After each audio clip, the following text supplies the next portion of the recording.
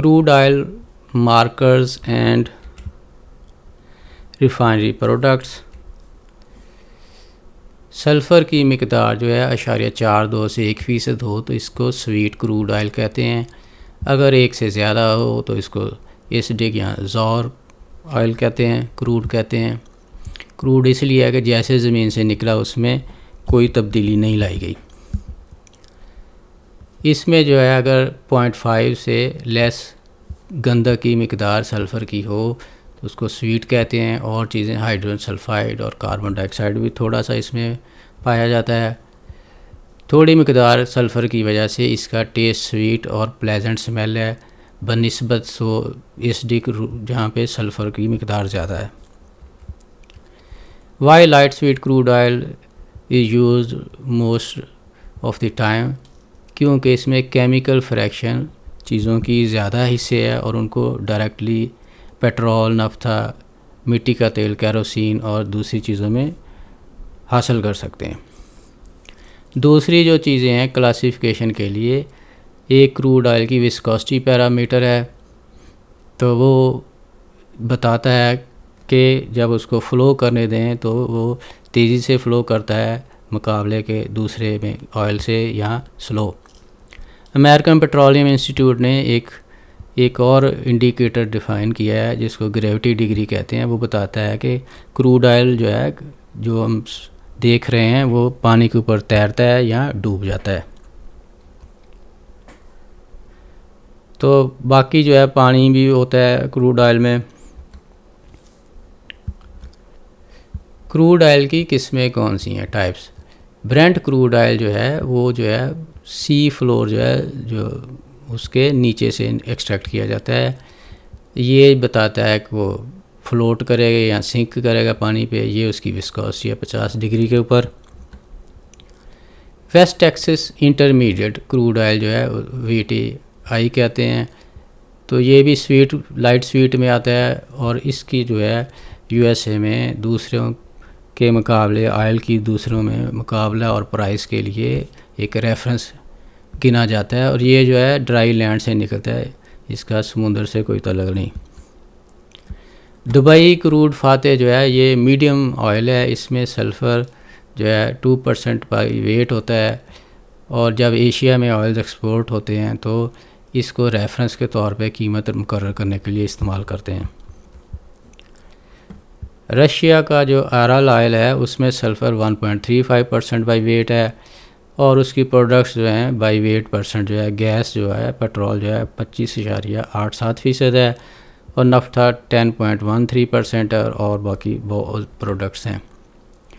ये crude oil की light, medium, heavy है और डेंसिटी के हिसाब से है। यहाँ पे डेंसिटी 870 किलोग्राम पर मीटर क्यूब से लेस है और यहाँ पे एक्स्ट्रा हैवी के लिए जो है वो 1000 से ज़्यादा किलोग्राम मीटर क्यूब में होती है। Refinery products. क्रूड ऑयल को जो है यहाँ पे फर्नेस जला के जो है गर्म करते हैं। पाइपों में तेल जो है गर्म होकर हॉट होकर इधर आ जाता है। तो यहाँ पे जो है मुख्तलिफ़ जगह पे टेम्परेचर जो दर्जा हरारत बदल के तो मुख्तलिफ़ जो है चीज़ें हासिल कर लेते हैं।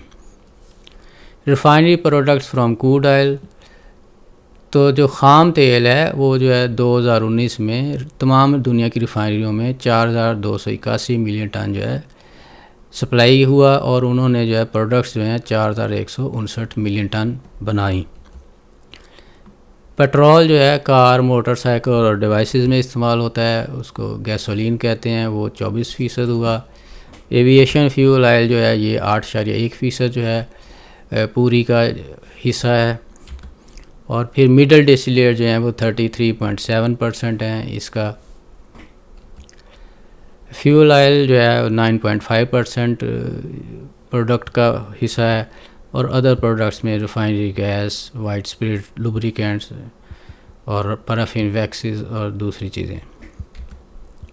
हाइड्रोकार्बन्स जो हैं और LPG गैस है और ये चीज़ें जो हैं, ये जो डाटा है इसमें 3 से 7% हर 10 साल के बाद जो नंबर जो है वो करेक्ट किए जाते हैं। हाइड्रोकार्बन गैस लिक्विड जो हैं वो मटेरियल में प्लास्टिक, सिंथेटिक रबर, पेंट्स और सॉल्वेंट में इस्तेमाल होते हैं, और जो है प्रोपेन और ब्यूटेन गैस जो है वो जलाने में इस्तेमाल होता है। लिक्विड रिफाइनरी गैस जो है, इसको स्टिल गैस भी कहते हैं। ये जो रिफाइनरीज में पैदा होती है जब जो है क्रूड ऑयल को प्रोसेस करते हैं और दूसरी अनफिनिश्ड प्रोडक्ट्स को। Ethane, propane, normal butane, isobutane और रिफाइनरी ओल्फिन्स जो हैं ये यहाँ से डिराइव होते हैं।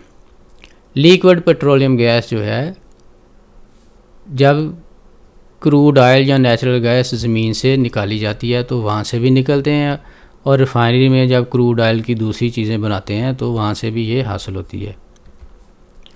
एलपीजी जो है ब्यूटेन और प्रोपेन है, हीटिंग में, कुकिंग में और व्हीकल्स में इस्तेमाल होती है। वेल्डिंग वाली जगह भी होती है और वेल्ड प्रेशर वेसल्स में भी करने में भी इस्तेमाल होगी।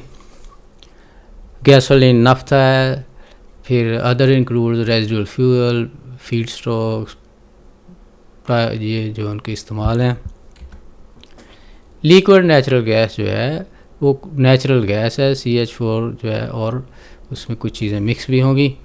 तो उसको अगर -260 डिग्री फ़ारेनहाइट पे ठंडा करें तो उसका हुजम तकरीबन 600 मरतबा कम हो जाता है। तो वो फिर शिपिंग और स्टोरेज के लिए आसानी है, और उसको ट्रांसपोर्ट करने की कॉस्ट भी बच जाती है, क्योंकि जहाँ पे पाइपलाइन से गैस नहीं भेजी जा सकती तो उस जगह पे फिर उसको ऐसे कंप्रेस करके मार्केट में एक से दूसरी जगह भेजा जाता है।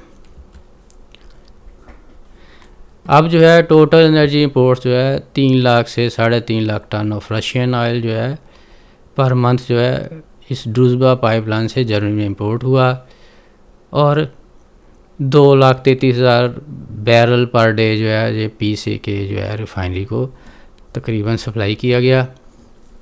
अब ये रिफाइनरी है, कंपनी है, मीरो है, बायरन ऑयल है, ये PCK है, तो ये शेयर होल्डर हैं। और ये मीरो जो है 14.9 मिलियन टन्स पर ईयर जो है प्रोडक्ट्स जो है बनाती है, और इसकी जो है डिस्टिलेशन प्लांट की ये लिखती जो है वैल्यू है।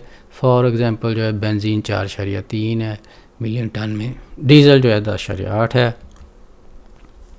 अब 2020 में जो है इस रिफाइनरी ने सुपर जो है 4.9 मिलियन टन पैदा किया, और इसको जब कन्वर्ट किया तो ये 5.02 बिलियन लीटर में आ गया। क्यों, ये इसको कन्वर्ट करने का तरीका अभी यहाँ आ जाएगा। कैसे कि 14.9 मिलियन टन था, तो ऊपर आपके पास एक टन में जो है 1167 लीटर हैं, तो उससे ज़रब देंगे तो आखिर में आपके पास 17.39 बिलियन लीटर पर ईयर तकरीबन नंबर आ जाएगा। ये जो है चार्ट जो है ये इसलिए है कि 14 से लेकर 2020 तक ये प्रोडक्शन जो है उनकी सुपर की है, पेट्रोल की है, ये डीजल की है। मिलियन टन में कन्वर्ट करेंगे तो आपको बिलियन लीटर में मालूम हो जाएगी। ये जो 6.5% है, ये इतने मिलियन टन का क्रूड ऑयल जो है ये रिफाइनरी ख़ुद इस्तेमाल करती है अपने प्लांट की बिजली, स्टीम और हीटिंग के लिए और बाकी काम चलाने के लिए। इस तरह जो है मुख्तलिफ जो है प्रोडक्ट्स के जो हैवी फ्यूल ऑयल और दूसरे भी है, आप दूसरी रिफाइनरियों लोकल से भी कंपेयर कर सकते हैं। नेक्स्ट जो है वो ऑयल कमोडिटी प्राइसेस पे है। यहाँ तक था प्रोडक्ट्स कौन सी पैदा होंगी।